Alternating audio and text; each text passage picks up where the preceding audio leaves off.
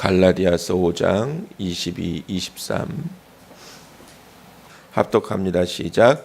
오직 성령의 열매는 사랑과 희락과 화평과 오래 참음과 자비와 양성과 충성과 온유와 절제니 이 같은 것을 금지할 법이 없느니라. 아멘. 성령의 9가지 열매를 묵상하고 있는데 오늘 8번째 열매 23절에 온유에 대한 열매를 묵상하는 날입니다. 오늘 주시는 본문 말씀 마태복음 5장 5절 볼까요? 마태복음 5장 5절 같이 읽습니다. 시작.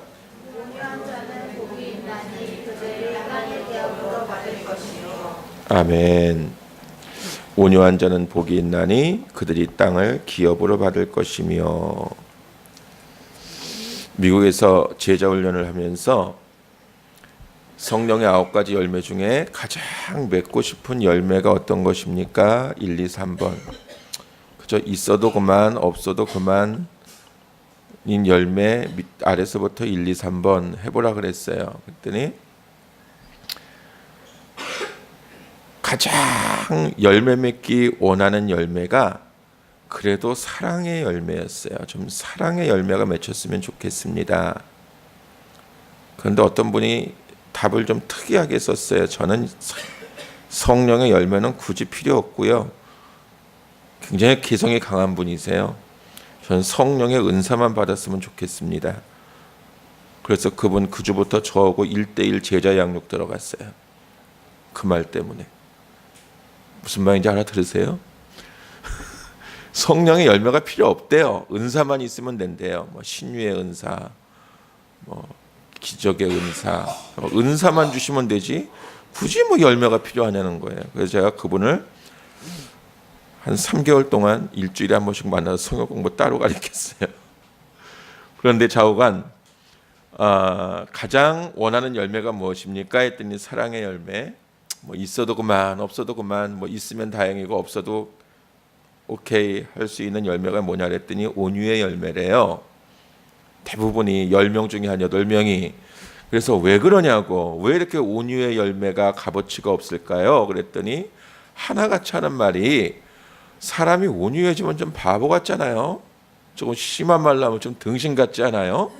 개성도 없고 우유부단하고 늘 애매모호하고 뭔가 결단성도 없고 흐리멍텅한 것 같고 착해 터지게 많아가지고 자기 주관도 없고 뭔가 사람이 시원찮은 사람 같다는 거예요. 온유하면. 그런가요? 그래서 이 온유라고 하는 단어의 이미지를 생각하면 그냥 착하게만 하고 순하게만 하고 그냥 늘 남에게 당할 것만 같고 남을 위해 헌신만 하고 희생만 하고 그냥 늘 정신 나간 사람처럼 희죽희죽 웃기만 하고 그런 사람을 온유하다고 생각을 하는 것 같아요. 그런 분들 있나요? 새로운 교회? 그런데 국어사전을 찾아봤어요. 온유의 의미가 뭘까? 온유의 의미가 뭘까? 국어사전에는 사람의 표정이나 성질이 성격이 온화하고 부드러운 것이 온유한 거래요. 근데 가만히 보니까 그 말이 그 말인 것 같아요. 표정이나 성격이 온화하고 부드러우면 좀 괜히 바보 같아 보이고 늘 미칠 것 같고 손해볼 것 같잖아요. 그래서 사람들이 이 온유의 열매에 대해서 별로 그렇게 욕심을 내지 않는 것 같아요. 그래서 제가 이렇게 설명했어요. 그런데 성령의 9가지 열매 중에서 그 열매를 맺으면 반드시 부자 되게 하신다는 열매는 온유의 열매밖에 없는데요. 성경 한번 보세요. 사랑의 열매 맺는다고 부자 되나요? 화평의 열매 맺는다고 부자 되나요? 오래 참음의 열매를 맺는다고 부자 된다는 이야기 있나요? 온유의 열매를 맺으면 부자 되게 하신대요. 오늘 마태복음 5장 5절에 보니까 예수님이 산상수훈의 말씀을 하시면서 온유한 자에게 복이 있나니 뭐를 기업으로 주신다고요? 땅을 기업으로 주신대요. 부동산 주신다는 거예요. 천국의 복을 주시고 이 땅에서도 재물의 복도 주시고 건강의 복도 주시고 자녀의 복도 주시고 이 땅에서 잘 되는 복을 주신대요. 온유의 복, 온유의 열매를 맺으면. 그래도 필요 없으세요? 그랬더니 순번이 바뀌었어요. 이제 1번 온유. 하여튼 부자 된 데면 다 바뀌어요. 돈 생긴 데면 바뀌고. 자, 여러분, 예수님이 말씀하세요. 온유한 자는 복이 있나니. 여러분, 성령의 열매 중에 8번째인 이 온유의 열매를 우리가 의미를 이해하고 바르게 맺어서 하나님께서 이 땅에서 우리에게 주시는 영육간의 부유함을 누릴 수 있고 더 저 천국의 영원한 상속자로 하나님 앞에 인정받는 귀하고 복된 삶을 살아갈 수 있기를 주의 이름으로 축원합니다. 미국에서 제가 상담 심리학을 공부할 때 자격증을 받는 과정에서 논문을 하나 쓰는데 거기에서 4가지 유형의 사람들을 연구한 적이 있어요. 우리가 늘 잘 듣는 얘기죠. 다혈질, 담즙질, 우울질, 점액질. 저는 미국에서 이거 연구하고 논문까지 쓰고 왔는데 여기 오니까 하는 사람들 많더라고요. 저는 맨날 못 듣는 척하고 듣고만 있는데 자관이 4가지를 연구하고 있는데 어떤 책을 하나 보았어요. 탐 나헤이라고 하는 분이 성령과 기질이라고 하는 책을 썼는데 제가 논문을 쓰는 과정에서 이 사람의 타고난 기질이 참 변하기가 어렵다. 이 기질을 바꾸어야 운명이 변하고 이 기질을 바꾸어야 사람의 삶이 좀 변화될 수 있는데 어떻게 이 기질을 바꿀 수가 있을까 하는 쪽으로 포커스를 맞추고 연구하고 있는데 그 책에서 이 탐 라헤이 박사가 이런 말을 썼어요. 기질은 변화될 수 있다. 눈이 번쩍 띄었어요. 사람이 타고난 성격, 타고난 기질은 변하지 않는다라고 생각하는데 그래서 그 유명하신 사랑의 교회 옥하는 목사님께서도 남자가 55세가 됐으면 주민등록증 확인해갖고 제자 훈련도 시키지 마 그러셨거든요. 남자가 55세가 되면 하나님이 와서 말씀하셔도 안 믿는데요. 이게 변하기가 힘들대요. 55년 동안을 살아오면서 자기의 인생 철학, 종교관, 삶의 철학에 꽉 배어 있으면 안 변한다는 거예요. 제가 55세가 넘어보니까 정말 그런 것 같아요. 이해를 못했어요, 그 말씀을. 그런데 이 탐 나헤이 박사는 말하기를 바뀔 수 있대요. 어떻게 바뀔 수 있는가? 성령 받으면. 그 성령 중에서도 온유의 열매가 맺혀지기 시작하면 이 기질이 바뀌어가기 시작한다는 거예요. 그래서 성령의 9가지 열매 중에서 이것저것 더 중요하고 덜 중요한 것이 없겠지만 우리가 반드시 맺어야 될 열매가 온유의 열매예요. 왜냐하면 온유는 성령의 열매이고 성령의 열매 중에서 삶으로 가장 눈에 보이게 나타나는 것이 이 온유이기 때문이에요. 성령의 기질을 성령을 통해서 기질이 바뀐 사람만이 가질 수 있는 열매가 온유의 열매입니다. 여러분에게 한번 질문합니다. 저는 정말 예수 믿고 신앙생활이 함으로 말미암아 정말 제 기질이 많이 변했고 성격도 많이 죽었고 정말 하나님 앞에는 놀랍게 변화되어서 정말 많이 온유한 사람으로 변화되어 가고 있습니다. 변화되었습니다 하는 분 한번 손 들어보세요. 손 들어야 되는데. 예. 뒤에서 빨간 옷을 입은 제 룸메이트가 손을 번쩍 드네요. 혼자서만. 일단 다행입니다. 좌우가 변했다니까. 자, 보세요, 여러분. 온유한 자는 열매를 많이 맺는데 온유한 자는 땅을 기업으로 주신다고 말씀하면서 반드시 온유한 자에게는 하나님께서 이 땅에서의 삶을 보증하시고 천국에서의 삶도 보증하신대요. 그런데 성경적으로 이 온유하다라고 하는 의미가 무엇인가 한번 살펴볼까요? 첫째로 구약에서는 이 온유라고 하는 단어를 영적 특성을 이야기할 때 사용해요. 영적인 특성. 히브리어로 온유를 아나우라고 하는 단어를 쓰는데 이 아나우는 가난하다, 고통받는다라는 뜻이에요. 온유가 뭐라고요? 가난하다, 고통받는다. 그러면 또 온유의 열매가 실어지죠. 그런데 이 온유의 히브리어 원어의 의미는 뭐냐 하면 자기의 존재를 십자가에 못 박고 나는 죽고 하나님을 나타내는 열매가 온유의 열매래요. 나는 십자가에 죽고 예수님을 나타내는 열매. 나를 하나님의 비천한 종으로 여기고 하나님의 뜻에 내가 순종해가는 열매. 그래서 이 온유라고 하는 열매는 다시 말하면 겸손이라고 하는 열매와 동일시되는 거예요. 온유의 열매가 맺혀지면 겸손해지는 거예요.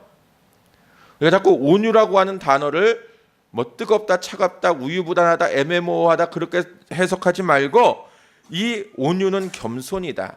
여러분 민수기 12장 3절에 보면 이런 말씀이 있어요. 모세의 온유함이 지면의 모든 사람보다 승하더라. 그 당시까지 하나님이 보실 때 모세처럼 온유한 사람이 없다라고 인정을 해주셨어요. 그런데 실제로 모세의 기질이 온유했나요? 아니요. 그만큼 혈기 많고 그만큼 감정 충만하고 그만큼 기복이 심하고 모세만큼 감정 조절이 안 된 사람이 없었어요. 늘 혈기였고 늘 감정이 앞섰고 이 충동 조절이 안 되는 사람이었잖아요. 그래서 동족들이 싸우는 것을 보고 뜯어 말기다가 살인자가 되고 기껏 시내산에 올라가서 40일 동안 죽을 고생하면서 금식하고 하나님이 주신 말씀을 받아갖고 내려오다가 백성들이 밑에서 우상 숭배하는 것을 보고 머리 뚜껑이 확 열리면서 40일 동안 금식한 고생한 것도 잊어버리고 하나님이 주신 선물도 잊어버리고 그 말씀을 내동댕이를 쳐갖고 다 깨트려 버리잖아요. 다시 올라가 또 40일 금식하잖아요. 그뿐입니까? 하나님이 반석을 한 번만 치라고 말씀하셨는데 두 번이나 두들겨 치고요. 뭐든지 자기 마음 자기 감정이었어요. 그런데 하나님이 그런 모세를 온유하대요. 그의 온유함이 지면의 모든 사람보다 승하더라. 왜 그러셨을까요? 이 온유가 우리가 생각하는 국어사전적인 의미의 온유하고 다르기 때문에 그런 거예요. 오늘 성경이 말하는 온유함은 모든 강인함을 다 지니고 있으면서도 그 강인함을 남용하지 않는 것이고 힘이 있으면서도 그 힘을 남용하지 않는 거예요. 남편이 아내를 무력으로 제압할 수 있지만 아무리 아내가 바가지를 긁고 남편을 힘들게 해도 그 아내에게 주먹질을 해낸 남편은 더 이상 남편이라고 할 수 없겠죠. 아무리 힘이 들어도 참아주는 온유함, 견뎌내는 온유함. 오늘 모세에게 이러한 온유함이 있었다는 거예요. 이 온유함이 어떻게 생겼을까요?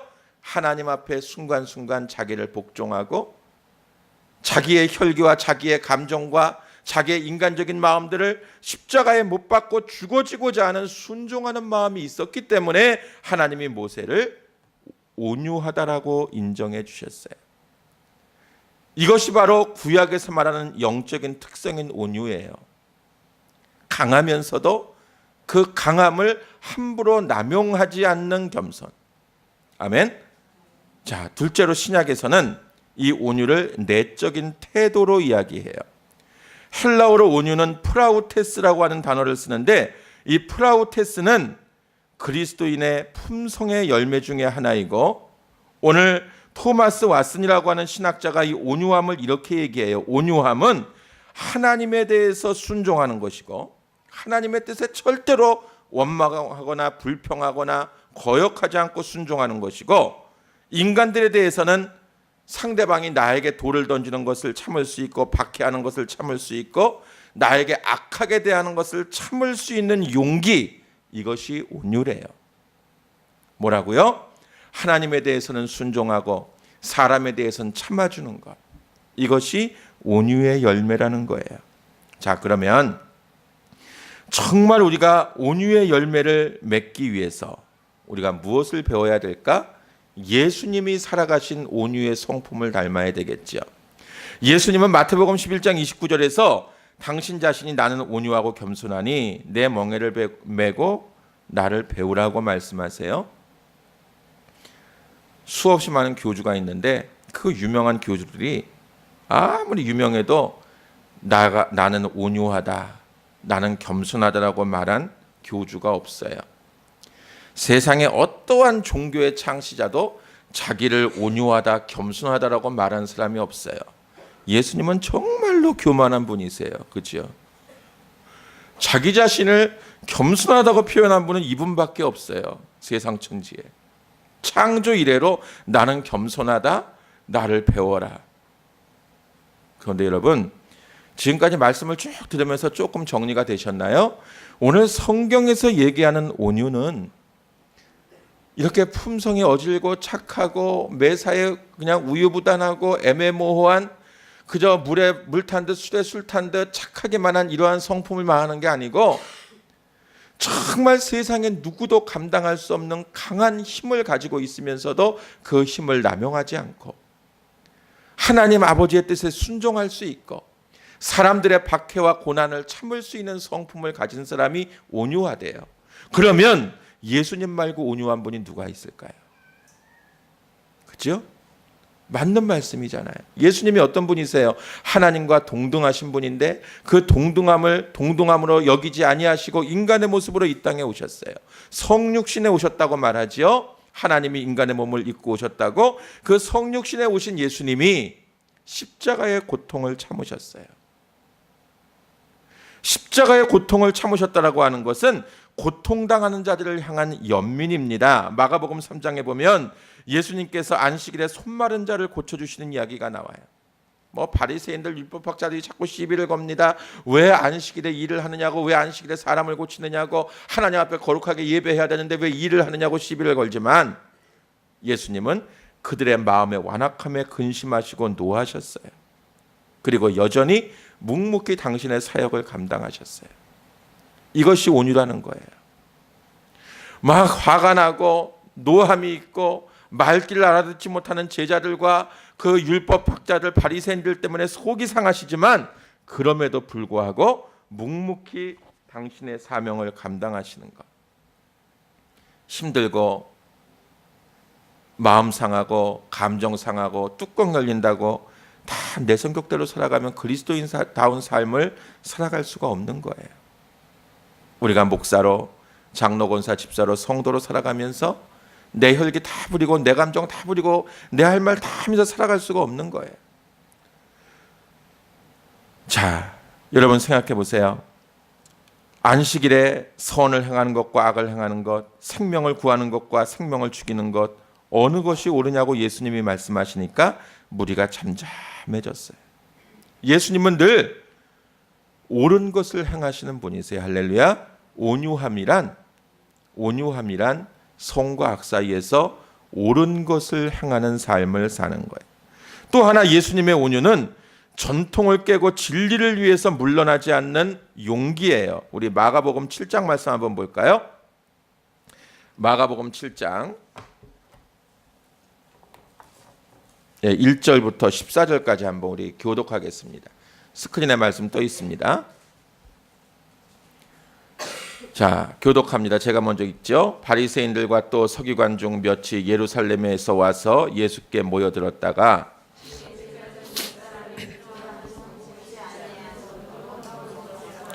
바리새인들과 모든 유대인들은 장로들의 전통을 지키어 손을 잘 씻지 않고서는 음식을 먹지 아니하며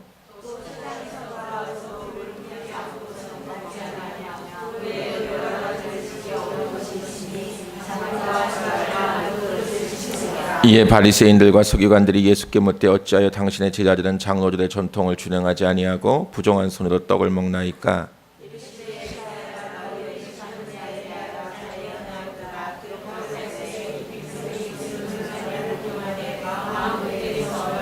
사람의 계명으로 교훈을 삼아 가르치니 나를 헛되이 경배하는도다 하였느니라. 또 이르시되 너희가 너희 전통을 지키려고 하나님의 계명을 잘 저버리는도다.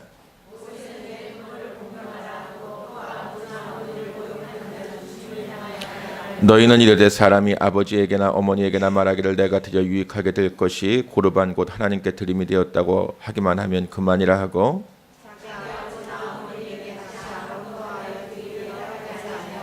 너희가 전한 전통으로 하나님의 말씀을 피하며 또 이 같은 일을 많이 행하느니라 하시고 아멘.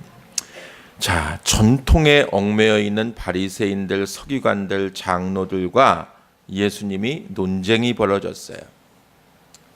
이 논쟁의 요인이 뭐예요? 이 전통을 주장하는 자들은 음식을 먹을 때는 반드시 손을 씻고 음식을 먹어야 되고 시장에서 돌아와서도 물을 뿌리지 않고서는 먹지 아니하고 또 여러 가지 자기들이 생활면에 지키는 잔과 주발과 녹그릇을 잘 닦는 그런 전통이 있었고 또 뿐만이 아니라 그들은 그 부모를 섬기는 일에 있어서도 어떤 전통적인 것들을 굉장히 중요하게 여겼어요. 그런데 오늘 예수님께서 8절 9절에 이렇게 말씀하세요. 너희가 하나님의 계명은 버리고 사람의 전통만 지키느냐? 또 이르시되 너희가 전통을 지키려고 하나님의 계명을 저버리는도다.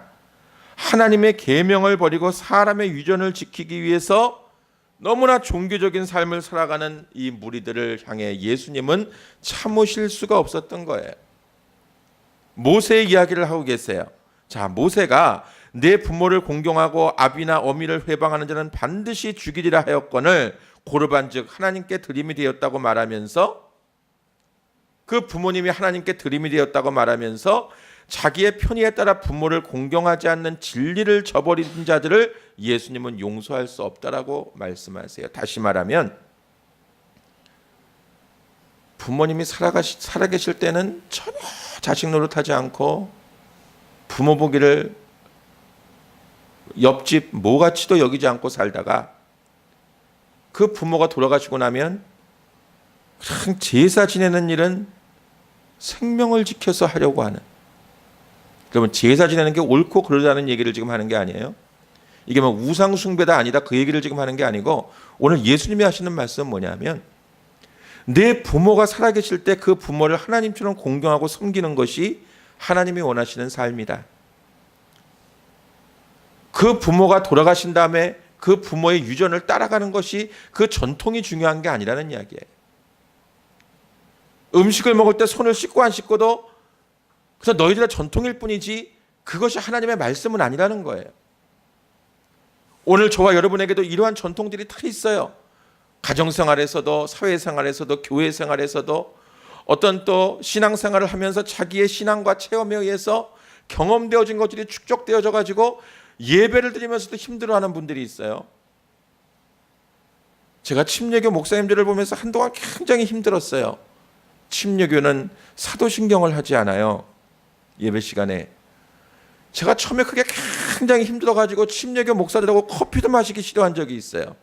제 전통에 얽매여서. 난 장로교니까. 어떻게 예배 시간에 사도신경을 고백을 안 할 수가 있어?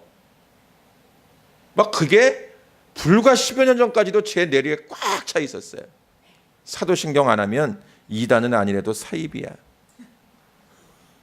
막 인정을 안 하려고 들었어요. 그런데 휴스턴의 서울 침례교회 최영기 목사님 교회 가서 가정교회 세미나를 한 주간 하면서 제가 무너졌어요. 성경 어디에 사도신경을 반드시 하라는 말씀이 있어요. 하고 안 하고는 중요한 게 아니에요. 사도신경 신앙 고백을 함으로 그 신앙의 고백을 통해서 하나님께 가까이 나아갈 수 있으면 좋은 것이고 그 신앙 고백을 입술로 하지 않아도 늘 그 삶 속에 신앙의 고백이 있으면 된다는 이야기예요. 그리고 세미나를 마치고 왔는데 장로교 목사님들이 사도신경을 막 그 다음 주부터 다 빼버린 목사님들이 몇 분 있어요. 난리가 났어요. 당회에서. 장로님들이 우리 목사 세미나 갔다 오더니 이단됐다고. 갑자기 사도신경을 안 하니까. 해오던 거를 갑자기 안 하면 문제가 되는 거예요. 그죠? 그래서 이런 얘기가 있어요. 목사들이 어느 교회 부임하면 3년 동안은 주보도 한 장 고치지 말고 예배 순서도 하나 고치지 말고 그냥 머리도 들지 말고 벙어리 3년, 귀머거리 3년 할 각오가 없으면 담임 목사도 가지 말라고. 뭘 고치는 걸 용납을 못하는 거예요. 그래서 제가 와가지고 사도신경을 뺄 용기는 못 내고 또 시비 거는 사람이 있을까 봐. 미국에서 얘기해요. 저도 하나 뺐어요. 교동문. 우리 교동문 안 하잖아요. 교동문을 슬그머니 뺐더니 그거 가지고 시비 거는 사람이 별로 없는데 이 사도신경 안 하니까 교회마다 난리가 났어요. 근데 지금은 장로교회도 사도신경 안 하는 교회가 많아요. 뭐를 하고 안 하고 넣고 빼고가 여러분 중요한 것이 아니라 우리가 묵도로 예배를 시작합니다 하는 것하고 지금 우리 교회 같이 그냥 찬양팀이 나와서 찬양으로 예배를 열어가는 것하고 차이가 없는 거예요. 우리가 하나님께 우리의 중심을 드리고 마음을 드리고 신령과 진정으로 예배하는 게 중요한 거지 무엇을 지키느냐가 중요한 게 아니라는 이야기입니다. 그래서 오늘 예수님이 하시는 말씀은 온유함은 전통도 깨트릴 수 있는, 그리고 온전하게 하나님 앞에 나갈 수 있는 그 길을 열어줄 수 있는 사람이 되어지는 것이라는 거예요. 은혜의 통로로 나갈 수 있는 사람. 할렐루야. 자, 아브라함 링컨이 이런 얘기를 했어요. 온유한 사람이 어떠한 사람이냐? 온유한 사람은 누구에게 공이 돌아가는 것을 상관하지 않고, 이게 보호를 얘기하는 게 아닙니다. 누구의 공로로, 누구의 업적으로 내가 무슨 일을 했는데 이 업적이 갑자기 저 이 권사한테, 저 박 권사한테 돌아가는 것 같아요. 이런 김 권사가 했는데. 이 김 권사가 기분이 나쁜 거예요. 그러면 그 김 권사는 온유의 열매를 맺은 게 아니라는 거지요. 고생은 내가 했는데 영광은 이 권사 박 권사가 받아요. 인정도. 수고했다 그러고. 그런데 그럴 때 기쁨이 있는 김 권사가 되는 게 온유한 사람이 되는 거예요. 이게 제 얘기가 아니고 아브라함 링컨의 이야기예요. 내가 노력해서 힘들여서 뿌린 씨를 다른 사람들이 거두고 다른 사람들이 기뻐하고 다른 사람들이 유익을 보는 것을 기뻐할 수 있는 품성, 이게 온유의 열매라는 것입니다. 다시 말하면 온유는 나의 욕심을 버리고 나를 온전히 십자가에 못 박고 나의 희생을 통해서 내 이웃들이 즐거워지고 이웃들이 행복해지는 것이 온유의 열매라는 거예요. 여러분 이런 얘기 들어보셨습니까? 처마에서 떨어지는 물방울이 돌을 뚫는다.